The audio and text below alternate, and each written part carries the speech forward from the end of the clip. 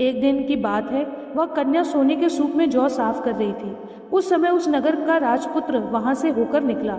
वह कन्या के रूप और कार्य को देखकर मोहित हो गया और जाकर अपने पिता से कहा, उस लड़की से विवाह करना चाहता हूँ जो सोने के सूप में जौ साफ कर रही थी। यह सुनकर राजा बोले कि मैं उसके साथ तेरा विवाह अवश्य ही करवा दूंगा।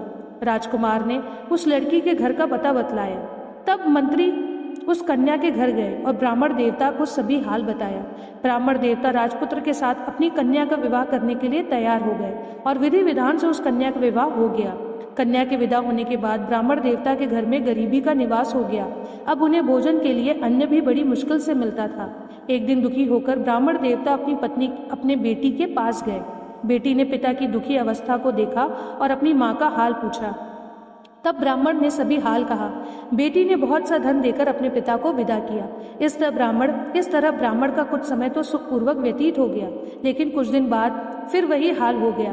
ब्राह्मण फिर अपनी बेटी के यहाँ गया और सारा हाल कहा तो उसकी बेटी बोली, पिताजी आप माँ को मेरे पास छोड़ जाओ, मैं उसे बृहस्पति देव की व्रत व पूजन विधि बता दूंगी, जिससे श्रद्धा पूर्वक करने से आपकी गरीबी दूर हो जाएगी। यह ब्राह्मण अपनी स्त्री के साथ लेकर बेटी के ससुराल पहुंचा। तब बेटी ने अपनी माँ को समझाने लगी, माँ तुम प्रातः काल प्रथम स्नानित करके विष्णु भगवान का पूजन करना।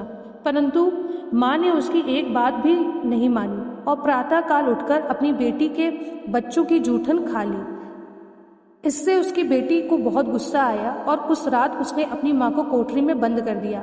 अगले दिन सुबह उसने अपनी माँ को बाहर निकाला और स्नानित करके पाठ करवाया तो उसकी माँ की बुद्धि ठीक हो गई और वह प्रत्येक बृहस्पतिवार को व्रत रखने लगी। इस पूजन व व्रत के प्रभाव से उसके माता पिता बहुत ही धनवान होकर बृहस्पति देव के प्रभाव से इस लोक के सभी सुख भोग कर स्वर्ग को प्राप्त हुए। इस तरह कहानी कहकर साधु देवता यहाँ से अंतर्ध्यान हो गए। 4 दिन बाद बृहस्पतिवार का दिन आया। लकड़हारा जंगल से लकड़ी काट कर शहर में बेचने गया। उसे उस दिन अन्य दिनों से दुगना दाम मिला। लकड़हारा ने चना गुड़ आदि लेकर गुरुवार का व्रत व पूजन किया।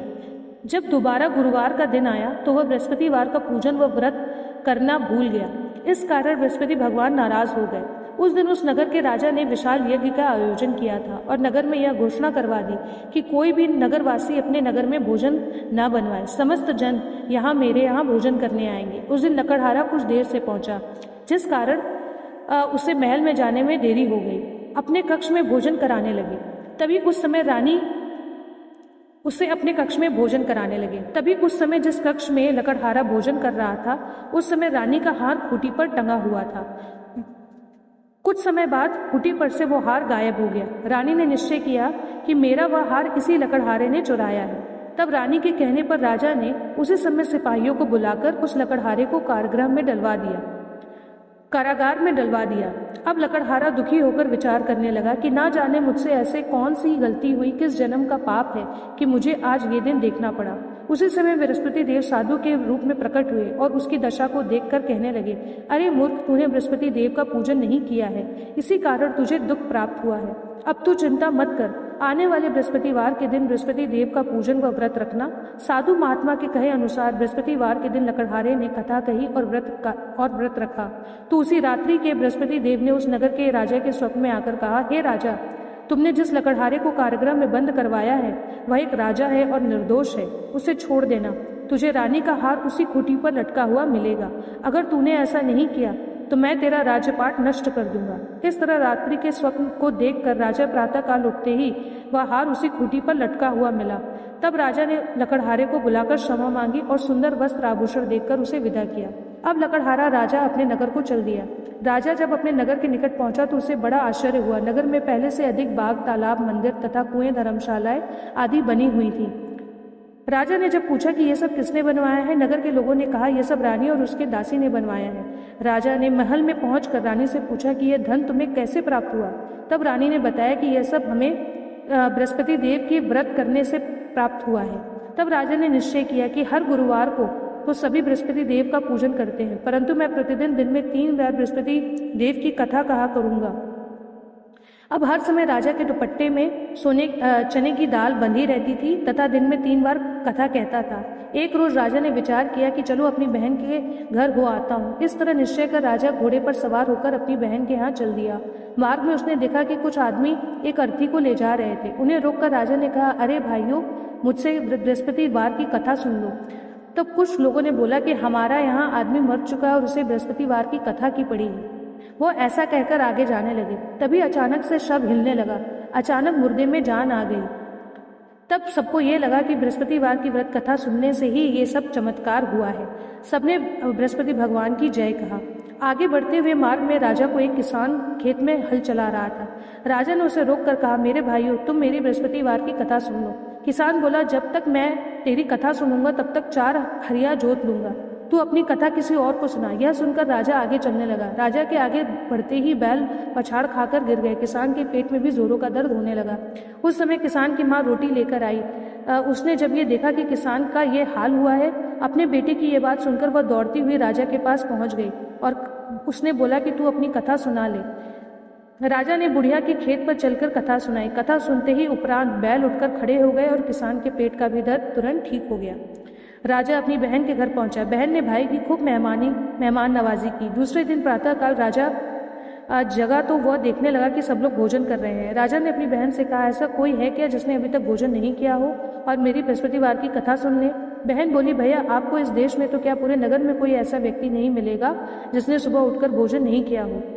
कई घर देखने के बाद भी उसे कोई ऐसा व्यक्ति नहीं मिला। कुछ दूर तक जाने के बाद एक कुम्हार के घर जिसका लड़का बीमार था, उसे मालूम हुआ कि कुम्हार का यहाँ 3 दिन से किसी ने भोजन नहीं किया है। रानी ने अपने भाई की कथा सुनने के लिए कुम्हार से कहा तो वो तैयार हो गया। राजा के कुम्हार के घर जाकर बृहस्पतिवार की कथा सुनाई, जिसे सुनकर कुम्हार का लड़का ठीक हो गया। ऐसा होने पर चारों ओर राजा की प्रशंसा होने लगी। एक दिन राजा ने अपनी बहन से कहा कि हे बहन, हम अपने घर को जाएंगे, तुम भी तैयार हो जाओ। राजा की बहन ने अपनी सास से पूछा। सास ने कहा, हाँ चली जा, परंतु अपने लड़कों को मत ले जाना क्योंकि तेरे भाई की कोई औलाद नहीं है। बहन ने राजा से कहा, भैया, मैं तो चलूंगी पर कोई बालक नहीं जाएगा। तब राजा बोला कि जब कोई बालक ही नहीं जाएगा तो तुम भी क्या करोगी जाके। बड़े दुखी मन से राजा अपने नगर को लौट गया। राजा ने अपनी रानी से कहा, हम निर्वंशी राजा हैं। तब रानी ने बोला, हे प्रभु, बृहस्पति देव ने हमें सब कुछ दिया है, वह हमें औलाद भी अवश्य देंगे। उसी रात बृहस्पति देव ने राजा के स्वप्न में आकर कहा, हे राजा, उठ, सभी चिंताएं त्याग दे, तेरी रानी गर्भ से है। स्वप्न में बृहस्पति देव की यह बात सुनकर राजा को बड़ी खुशी हुई। 9वें महीने में रानी के गर्भ में एक सुंदर पुत्र पैदा हुआ। सच्ची भावना से राजा और रानी ने उनकी कथा का गुणगान किया तो उनकी सभी इच्छाएं पूर्ण हो गई।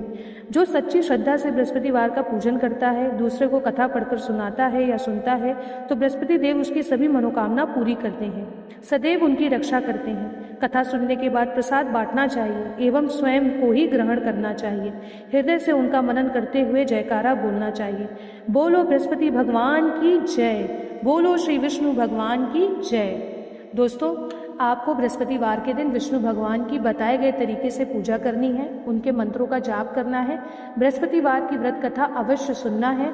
आपको उस दिन विष्णु चालीसा भी पढ़ना है और बृहस्पति भगवान की आरती भी करनी है। आप देखेंगे इस तरीके से पूजा करने से आपके जीवन की समस्त समस्याएं भगवान विष्णु जरूर दूर करेंगे। आपके जीवन में सुख समृद्धि आएगी, आपका जीवन धन संपत्ति से भरेगा और आपका दाम्पत्य जीवन खुशहाल बनेगा। इसलिए भूल से भी विष्णु भगवान यानी बृहस्पति भगवान को आप नाराज मत करिएगा और बृहस्पतिवार के दिन आप केला बिल्कुल भी मत खाइएगा, क्योंकि बृहस्पतिवार के दिन हम केले के पेड़ की पूजा करते हैं। इसी के साथ दोस्तों, अगर आपको वीडियो पसंद आए तो वीडियो को लाइक, शेयर, सब्सक्राइब जरूर करें। मिलते हैं अगले वीडियो में। धन्यवाद।